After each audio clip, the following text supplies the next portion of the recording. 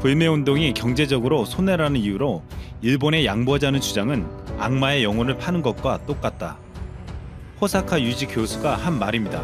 그는 여기서 양보하자는 주장은 결국 굴복하자는 것이라며 대한민국의 정체성을 완전히 사라지고 일본의 속국이 되는 것이라고 했습니다.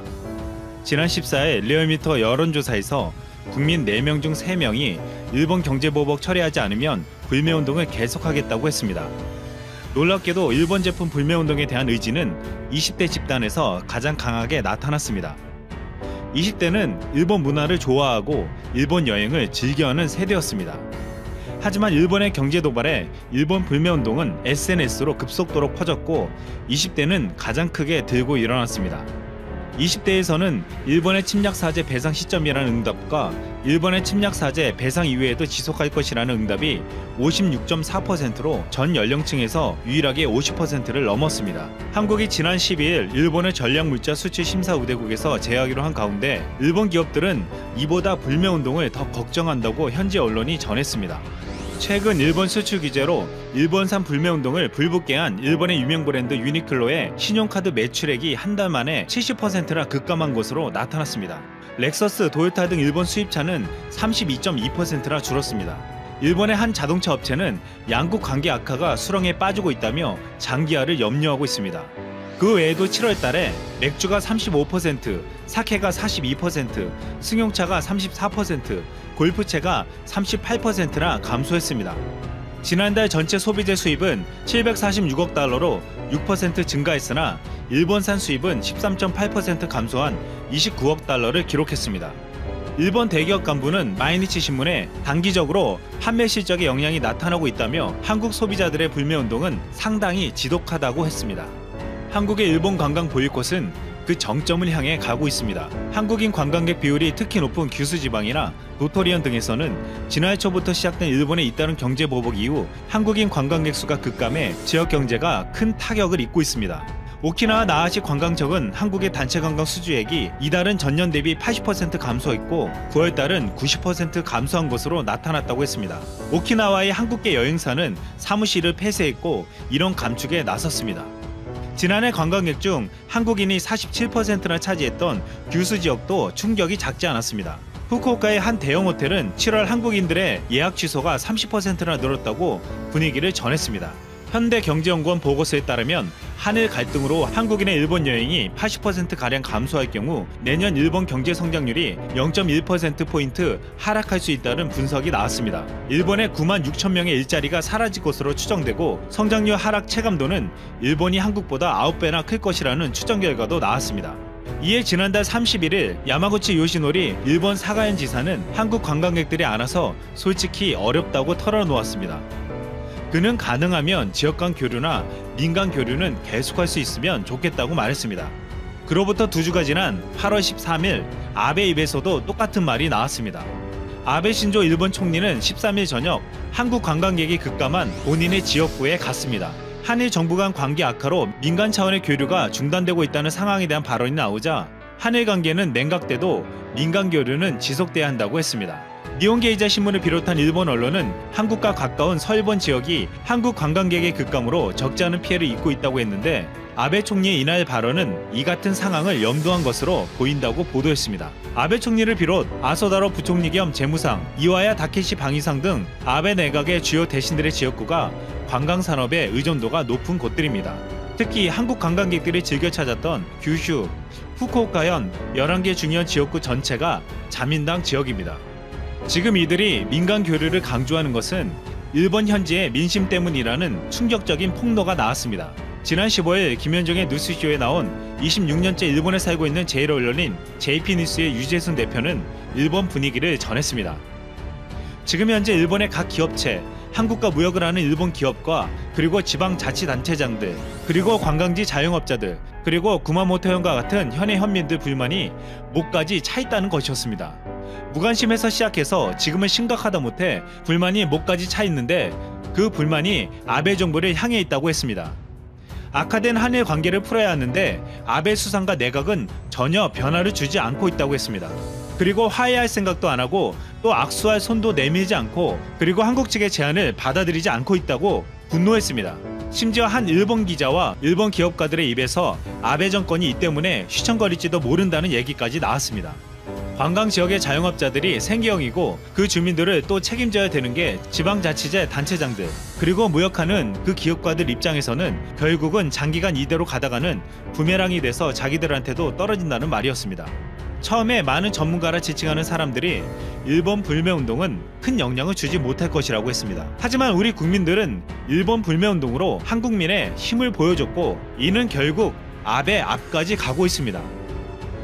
현재도 일본의 상황은 나아지지 않았을 뿐만 아니라 일본의 의료체계가 붕괴되었다는 소리가 들릴 정도로 일본의 대응은 그야말로 형편없었습니다. 처음부터 일본이 자신의 실책을 인정하고 한국을 따라했다면 최악의 상황은 면했을지도 모릅니다. 하지만 역시 일본 했네라는 얘기가 나올 정도로 처참한 수준입니다.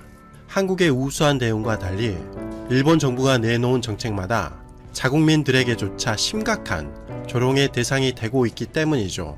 일본의 NHK 방송에 따르면 지난 4월 26일 신규 판정자가 210명이 늘어 총 14,153명이 되었습니다.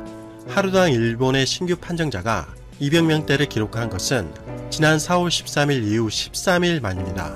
일본의 수치가 줄어들긴 했지만 이렇게 일본의 통계를 곧이곧대로 믿기는 매우 어렵습니다. 현재도 일본의 언론을 확인해보면 일본은 아직도 테스트를 거의 하지 않기 때문입니다. NHK 방송에 따르면 지난 4월 25일 심지어 일본의 장관마저도 자가격리에 들어가 체면을 제대로 구긴 것입니다. 일본의 장관급 인사로는 처음인데 현 위기 상황을 대비해 일본의 경제 대응을 총괄하는 니시무라 야스토시 경제재생상의 수행 직원이 양성 반응을 보이자 추가 확산을 방지하기 위해서 자가격리에 들어간 것이라고 밝혔습니다. 이렇게 일본 장관의 핵심 수행원마저도 양성 반응을 보이는 상황이니 일본인들마저도 자국의 비참한 현실을 깨달았는지 자조 섞인 말들이 나오고 있습니다. 증상이 심각하지 않으면 입원은커녕 테스트조차 받을 수 없는 것이 일본의 참담한 현실입니다. 이런 우려의 목소리가 언론과 일본인들을 통해 연이어 나왔지만 일본 당국의 행태는 거의 변하지 않았습니다. 그래서인지 유니클로를 운영하고 있는 야나이 다다시 회장도 일본의 심각한 현실에 대해서 일본 당국을 향해 일침을 가했습니다. 그는 지난 4월 27일 니혼게이자의 신문과의 인터뷰에서 일본 정부는 일본의 심각한 현실을 국민들에게 알리고 일본 전 국민들을 대상으로 테스트를 시행해야 한다 라고 발언했습니다. 한마디로 그만큼 일본의 상황이 심각하다는 얘기입니다. 그런데 일본에서 정말 놀라운 일이 벌어졌습니다. 당연히 아베와 자민당에 대한 인기가 급락했고 아베에 대한 퇴진의 목소리도 일본 언론을 통해 흘러나오고 있었지만 일본인들의 인식은 정반대였던 것입니다. 지난 4월 26일 현 중국발 위기가 발생한 이후 일본에서는 첫 번째 선거가 실시되었습니다. 물론 일본의 야당이 유명무실하기 때문에 이번 선거도 힘들다는 견해가 우세하긴 했지만 일본의 야당들도 가만히 있지는 않았습니다. 일본의 상황이 심각해지자 절호의 찬스라고 여긴 입헌민주당, 국민민주당 등을 포함한 4개 야당 등이 힘을 합쳐 무소속 후보로 단일화하며 기대를 걸었습니다. 적어도 이번만큼은 아베와 집권자민당의 실책이 너무나 컸을 뿐만 아니라 아베가 배포한 마스크에 대한 불만이 매우 높아 야당들끼리 단일화만 하면 승부를 걸어볼만 하다고 보았던 것입니다. 하지만 선거가 끝나고 뚜껑을 열어보자 일본의 야당들은 체면을 구길 수밖에 없었습니다. 최소한 접전이라도 펼칠 줄 알았는데 그게 아니었던 것입니다. 결과를 확인해보면 자민당 후보인 후카자와 당선자는 총 66,881표를 받았으며 야당의 타나카 후보는 38,566표를 받는 데 그쳤습니다. 일본의 집권 여당인 자민당이 압도적인 표차로 당선이 된 것입니다. 이에 대해 자민당은 이번 선거 승리를 두고 일본의 현 위기 상황 정책에 대해서 일본인들이 높은 평가를 내린 것이라고 자평했습니다. 어처구니 없는 웃음밖에 나오지 않지만 저것이 일본의 수준이고 일본의 현실이라고 할 수 있습니다. 이제는 일본 언론에서조차 일본 정부의 정책이 잘못되었다고 비판을 가해도 대부분의 일본인들의 인식은 거의 바뀌지 않은 것입니다. 어쩌면 아베가 또 한 번 총리를 할 수 있을지도 모른다는 생각이 문득 들었습니다. 한국 입장에서는 도리어 고마울 것 같습니다. 또한 일본의 언론을 확인해보면 지난 4월 26일 일본 매체 문춘 온라인에서는 일본 정부는 테스트를 제발 줄이지 말고 일본 전 국민을 대상으로 테스트를 확대 시행해야 한다는 논조의 기사를 게시했습니다. 기사에 따르면 일본은 현재 양성 판정이 급증하지 않는 배경에는 일본 정부가 테스트 수를 억제하고 있는 것이 원인이라고 전했습니다. 일본은 현재 심한 발열에도 불구하고 입원을 하지 못해 자택에서 대기하다가 안타까운 일을 당한 일본인들도 있다며 일본 정부의 정책에 큰 의문을 표시했습니다. 문춘 온라인은 지난 4월 21일 발표된 게이오 대학병원의 보고서가 매우 충격적이었다고 표현했습니다. 게이오 대학병원이 지난 4월 13일부터 4월 19일 기간에 행해진 테스트에서 무증상 양성자가 무려 5.97%가 나왔다는 것이죠. 물론 무증상은 67명 중에서 4명이라서 표본은 작기 때문에 과대평가가 되지 않도록 낮은 값을 추정해서 대략 1%에서 2%가 무증상 양성자라고 해도 일본으로서는 상당히 뼈아픈 결과물이 도출되었습니다. 그에 따르면 이미 도쿄에만 수십만 명의 무증상 판정자들이 자신이 이미 걸린지도 모른 채 돌아다니고 있는 것으로 볼 수 있다는 것입니다. 일본 매체 현대 비즈니스도 우려의 목소리를 냈습니다. 지난 4월 25일 기사에 따르면 후생노동성의 의료행정을 담당하는 익명의 사무관은 일본 정부의 허술한 대응에 대해서 이렇게 토로했다고 합니다. 일본은 테스트 장벽이 상상할 수 없을 정도로 높다라는 것입니다. 일본은 심한 발열이 있는 사람들마저도 테스트를 받을 수 없다는 불만이 많았습니다. 이러한 원인은 모두 아베의 의도에 맞추어진 것이라고 보았습니다. 그러면서 익명의 후생노동성 사무관은 아베 총리는 한국을 의식하는 것처럼 하루 테스트 수를 2만 개까지 늘릴 뿐만 아니라 드라이브 스루도 포함해 도입을 검토하겠다고 발언했었습니다. 그런데 그러한 아베 총리의 발언은 사실상 형식적인 것으로 실무는 모두 지방의 병원이나 의사회에게 통째로 던져지는 시기라는 것입니다. 당연히 일본 당국의 지휘체계가 제대로 작동하지 않으니 일본의 병원들은 테스트를 받을 수 있는 체제 정비를 할 수가 없다는 것이죠. 익명의 사무관은 일본 정부는 자국민들은 안중에도 없다 라는 식으로 행동하고 있다라며 분통을 터뜨렸습니다. 또한 지난 4월 25일 일본의 버즈비드 기사에 따르면 현재 일본 정부 위기상황 대책반에 참여하고 있는 홋카이도 대학 니시우라 교수는 일본이 현재보다 10배가 넘는 규모로 감염되었을 것이다 라고 충격적인 발언을 하기도 했습니다. 그러면서 니시우라 교수는 앞으로 어플리케이션에 의한 추적조사를 준비하고 있다고 밝혔습니다. 즉 스마트폰 응용 프로그램을 활용해 방지하겠다는 것인데요. 아마도 한국의 방식이 성공하자 그대로 따라하겠다는 뜻으로 보입니다. 현 상황을 보면 일본은 긴장이 고조되고 상황이 급박해지자 한국에서 창안한 방식인 드라이브 스루와 워킹 스루도 은근슬쩍 도입해서 활용하더니 이제는 스마트폰 위치 추적 시스템까지 그대로 도입하겠다는 발칙한 발상을 하고 있습니다. 결국 일본 당국은 앞에서는 매번 한국을 비판하면서 뒤로는 한국을 따라하기 위해서 안간힘을 쓰는 모순된 행동을 계속 보여주고 있는 것 같습니다. 일본 매체 J프레스 역시 일본 국민들이 자숙하고 있는 상황인데 왜 숫자는 줄어들지 않는가에 대한 기사를 게시했습니다. 기사는 일본의 상황이 매우 심각하다고 보고 있는데요.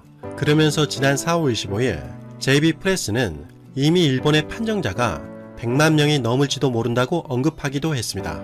JB프레스에서는 스탠퍼드 대학의 보고서를 인용했는데 스탠퍼드가 캘리포니아주 산타클라라 카운티에서 항체 검사를 실시한 실험 결과에 따르면 항체를 가지고 있는 사람은 인구의 2.5%에서 4.2%에 달해 그 지역에서 밝혀진 것보다 50배에서 80배가 많았다는 것입니다. 그러면서 일본의 판정자 수를 대략 1만 2천 명으로 잡았을 때 50배에서 85배를 곱하면 일본의 현재 수치는 60만에서 102만 명까지 늘어난다는 것입니다. 이러한 이유로는 일본의 조치는 이지아 테스트를 늘리기로 전환했지만 그 체계는 전혀 갖추어지지 않았기에 숨겨진 판정자들이 상당히 많다는 것입니다. 기사에서는 세계 최초의 드라이브 스루를 도입한 한국은 이제 하루 판정자 수가 한 자릿수까지 줄어드는 쾌거를 보인 것에 대해 부러움을 표시하기도 했습니다. 이처럼 한국이 안정적인 것에 반해 일본 정부가 현 상황을 방치한 것에 대해서 일본의 전문가 회의와 일본 정부의 책임이 무겁다는 주장을 펼쳤습니다. 따라서 JB프레스는 만약 백신이 개발되지 않는다면 심지어 2021년 도쿄올림픽은 개최되기 어려울 것으로 보았습니다. 그러면서 현재 일본이 테스트를 거의 하지 않는 것이 결국 일본의 발목을 잡을 것이다 라고 우려를 표명했습니다. 더군다나 일본의 시민의식도 상당한 문제가 되고 있다는 기사가 나왔습니다. 지난 4월 25일 교토신문에 따르면 오사카 지사가 일본인들을 향해 제발 자제해달라며 파친코의 점포의 이름을 공개하자마자 오전부터 발 디딜 틈이 없을 정도로 많은 손님들이 몰려들었다고 합니다. 다수의 일본인들은 현재 점포들이 문을 닫은 줄 알았는데 오사카 지사를 통해 오픈한 것을 알게 되었다며 타 지역에서 원전까지 오게 되었다고 말하기도 했습니다. 사실 일본 정부는 비상사태를 선포하며 5월 6일까지 조속히 종료할 예정이었습니다. 그런데 지난 4월 27일 NHK 방송에 따르면 현재 종식을 예측할 수 없게 되자 스가 관방장관은 지금으로서는 말할 수가 없다. 전문가들의 의견을 듣고 판단할 것이며 사회적 혼란도 일어나지 않도록 하겠다고 밝혔습니다. 사실상 일본이 비상사태 연장을 준비하는 것 아니냐는 목소리도 흘러나오고 있습니다. 이렇게 상황이 최악인데도 불구하고 일본은 이번 선거에서 자민당이 압승을 거두었습니다. 이를 볼 때 일본은 앞으로도 변하지 않을 가능성이 높을 뿐만 아니라 후진 기업까지 제대로 밟은 것이라고 할 수 있습니다. 그에 반해 지난 4월 25일 영국의 익스프레스 앤 스타에 따르면 한국은 이번 위기를 벗어나기 위한 출구 전략으로 가장 최고의 모델이라는 극찬을 받았습니다. 또한 미국의 CNBC 역시 현 위기 상황을 회복하기 위해 한국의 방식을 출구 전략으로 바라보고 있다는 기사를 게시하기도 했습니다. 이렇듯 한국은 전 세계를 열광하게 만들고 있습니다. 즉 한국은 세계 최고의 위기 대응 능력을 보여주고 있습니다. 과연 앞으로 10년, 아니 앞으로 1년 후의 한국과 일본의 앞날은 어떻게 변할까요? 이상 가치왕 채널이었습니다. 지금까지 시청해주셔서 진심으로 고맙습니다. 시청자님들 항상 건강하시고 복 많이 받으세요.